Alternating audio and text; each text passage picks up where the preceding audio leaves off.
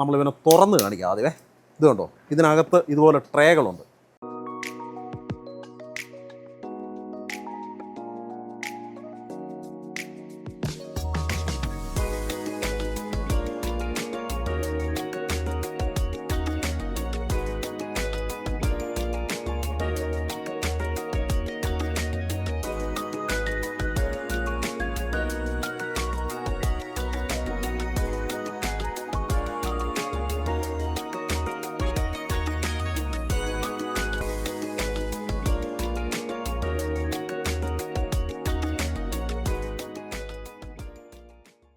ചെറിയ നമ്മുടെ ഈ കുക്കർ എന്ന് പറഞ്ഞാൽ അല്ലെങ്കിൽ നമ്മുടെ ഇലക്ട്രിക് സ്റ്റീമർ എന്ന് പറഞ്ഞു കഴിഞ്ഞാൽ ഏകദേശം പെർ അവറിൽ ഒരു 3 യൂണിറ്റ് മാത്രമേ ഇത് ഫുൾ ടൈം ഇങ്ങനെ പ്രവർത്തിച്ചുകൊണ്ടിരിക്കാനാകത്തുള്ളൂ. 2020 മുൻപ് നമ്മുടെ വ്യവസായ മേഖല, പ്രത്യേകിച്ച് നമ്മുടെ ഹോട്ടൽ മേഖലയൊക്കെ ഒന്ന് ക്ലച്ച് പിടിച്ച് തുടങ്ങിയ സമയത്താണ് കോവിഡ് പാൻഡമിക് ആഞ്ഞടിച്ചത്, വ്യവസായത്തെ മൊത്തത്തിൽ ബാധിച്ചത്.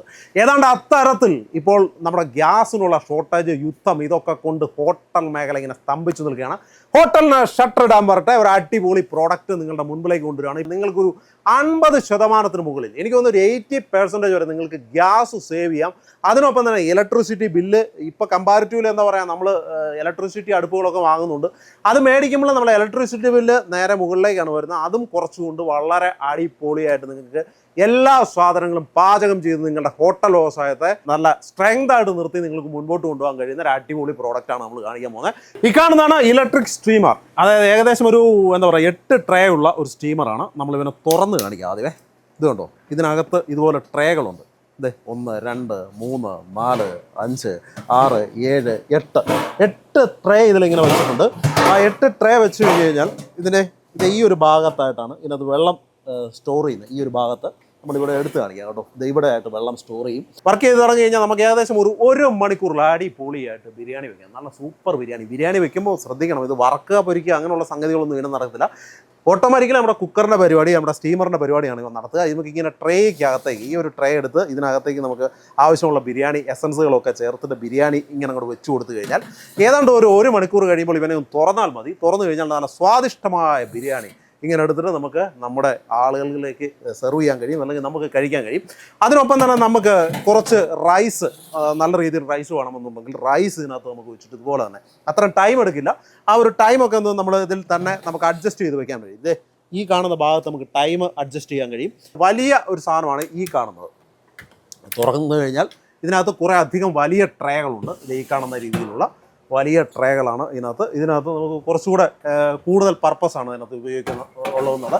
ഇതിനകത്ത് നമുക്ക് ടെമ്പറേച്ചർ ഇവിടെ ഈ കാണുന്ന ഭാഗത്ത് നോക്കി കഴിഞ്ഞാൽ ടെമ്പറേച്ചർ ഇതിൽ അഡ്ജസ്റ്റ് ചെയ്യാം. അതുപോലെ തന്നെ നമുക്ക് ടൈമർ ഇതിൽ അഡ്ജസ്റ്റ് ചെയ്ത് വയ്ക്കാം, എത്ര സമയമാണ് വേണ്ടതെന്നുള്ളത്. ഇനി ഇതിനകത്തൊക്കെ എന്തൊക്കെ പാചകം ചെയ്യാം, അത് നമ്മുടെ സ്വാഭാവികമായിട്ടുള്ള സംശയമാണ്. നമുക്ക് ചിക്കൻ നമുക്ക് വേവിച്ചെടുക്കണമെന്നുണ്ടെങ്കിൽ ഇതിനകത്ത് വേവിച്ചെടുക്കാൻ കഴിയും. വളരെ ചുരുങ്ങിയ സമയം കൊണ്ട് ചിക്കൻ വേവിച്ചെടുക്കാൻ കഴിയും.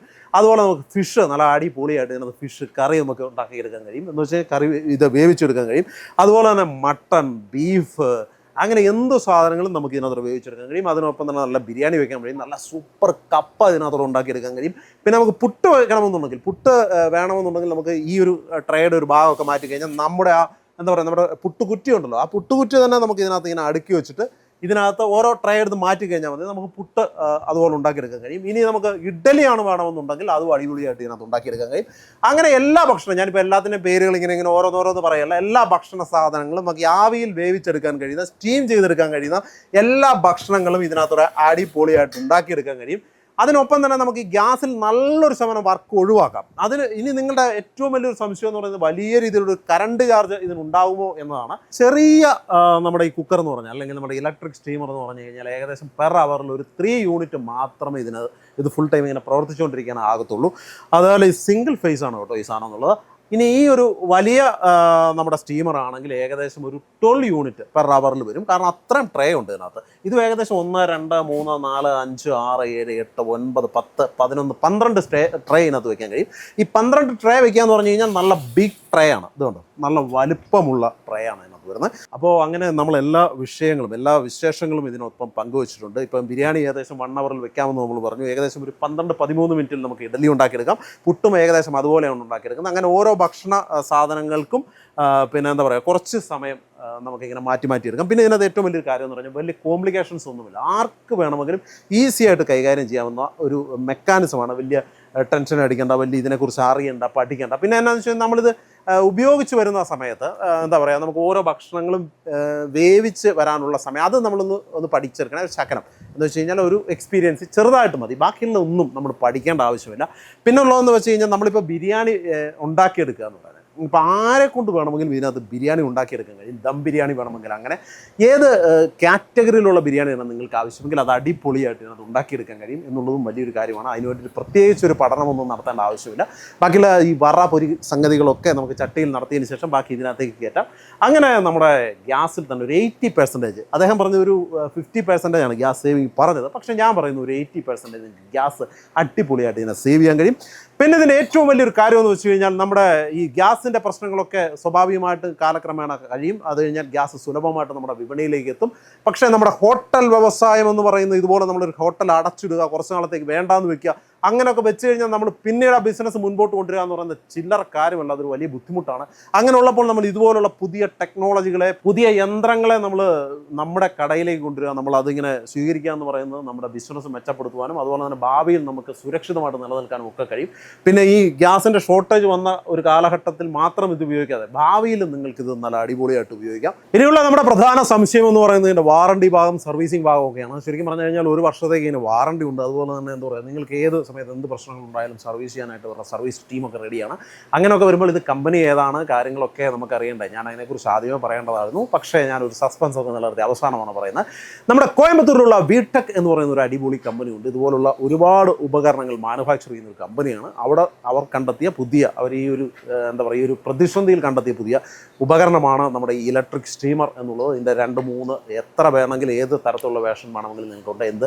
നിങ്ങളുടെ പർപ്പസിനനുസരിച്ച് അതുവരെ അവിടെ കസ്റ്റമൈസ് ചെയ്ത് നൽകും. കോയമ്പത്തൂരിലെ ഗണപതി എന്ന് പറഞ്ഞ സ്ഥലത്താണ് ഈ ഒരു കമ്പനി ഉള്ളത്. ഞാൻ ബാക്കിയുള്ള ഡീറ്റെയിൽസിന് വേണ്ടിയിട്ട് എൻ്റെ നമ്പറൊക്കെ ആഡ് ചെയ്തിട്ടുണ്ട്. നിങ്ങൾ വിളിക്കുക, ബാക്കിയുള്ള ഡീറ്റെയിൽസൊക്കെ അവിടെ നിന്ന് പറഞ്ഞു തരും. നിങ്ങൾക്ക് എന്ത് സംശയങ്ങളുണ്ടെങ്കിലും ചോദിക്കുക, അതും അവരവിടെ നിന്ന് ക്ലിയർ ചെയ്ത് തരും. അങ്ങനെ നിങ്ങളുടെ ഈ ഒരു പ്രതിസന്ധി കാലത്ത് നിങ്ങളുടെ ഹോട്ടലുകൾ പൂട്ടാതെ നിങ്ങൾക്ക് അടിപൊളിയായിട്ട് കാര്യങ്ങൾ നടത്തി പോകാൻ, നല്ലൊരു ബിസിനസ് ചെയ്യാൻ, നിങ്ങൾക്ക് നല്ല വരുമാനം ഉണ്ടാക്കാൻ, പേടിക്കാതെ ജീവിതം സുരക്ഷിതമായിട്ട് മുൻപോട്ട് കൊണ്ടുപോകാൻ പറ്റുന്ന ഒരു അടിപൊളി പ്രോഡക്റ്റാണ് നമ്മൾ പരിചയപ്പെടുത്തിയത്. അപ്പോൾ ഇനി ഹോട്ടൽ പൂട്ടേണ്ട ആവശ്യമുണ്ടോ? നമ്മളൊക്കെ യാത്ര ചെയ്ത് വരുമ്പോൾ നല്ല ഭക്ഷണം നിങ്ങൾക്ക് നൽകത്തില്ല, നല്ല മീൻകറിയും നല്ല ചോറും നല്ല കപ്പയും അതുപോലെ നല്ല ഇഡലിയും നല്ല ബിരിയാണിയും ഒക്കെ ആളുകൾക്ക് കൊടുക്കണ്ടേ? അങ്ങനെ കൊടുക്കണമെന്നുണ്ടെങ്കിൽ ഈ അടിപൊളി പ്രോഡക്റ്റ് ഇവിടെ വന്ന് വാങ്ങുക. അപ്പോൾ ഇത് കണ്ടുകൊണ്ടിരുന്ന എല്ലാവർക്കും വളരെയധികം നന്ദി. ഇതുപോലുള്ള നല്ല അറിവുകളും നല്ല വിശേഷങ്ങളും ഒക്കെ ആയിട്ട് വീണ്ടും കാണാമെന്ന ശുഭാപ്തി വിശ്വാസത്തോടെ ഇവിടെ വാങ്ങുന്നു. I am Jobin Mani, signing off from Makarageeth. Okay, thank you very much.